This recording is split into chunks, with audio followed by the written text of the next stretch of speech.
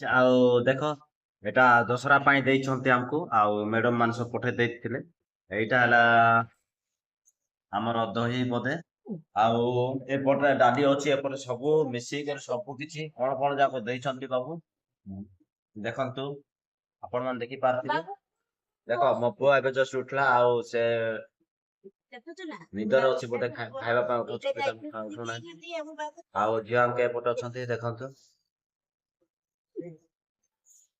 hello guys ଆଉ ଦଶହରା ପାଇଁ ଦେଇଛନ୍ତି ଆଉ କଣ କଣ ଯାକ ତାଙ୍କ ଦେଇଛନ୍ତି ତାଙ୍କେ ଆଉ ସେଟା ଆମେ ଖାଉଛୁ ରୋଷେଇ କରୁଥିଲୁ ହେଲେ ରୋଷେଇ କରବାଟା ଏଟା ୱେଷ୍ଟ ହେଲା ଆଉ ହେଲେ ବି ଆମେ ସେଟା ଖାଇବୁ ସେଟା ବି ପଖାଳ କରିକି ଖାଇବୁ ହେଲେ କଣ କରିବା ଏତେ ସାମାନ ଯାକ ଦେଇଛନ୍ତି ତାଙ୍କେ ସେଥିପାଇଁ ଟିକେ ଅଧିକ ହେଇଗଲା ଆମର ପେଟ ବି ଜାଗା ହେବ ନା ଆଉ ଏପଟେ ଦେଖ ମୋ ପୁଅକୁ ଏପଟେ ଦେଖ ସେପଟେ ସେ ଆଉ ତାକୁ କଣ ମାଇଲା ନା ମାଇଲା ବୋଧେ ସେ କଣ ବୋଧେ ଜାଣିନାହିଁ ତାଙ୍କ ଖାଇବା ଜିନିଷ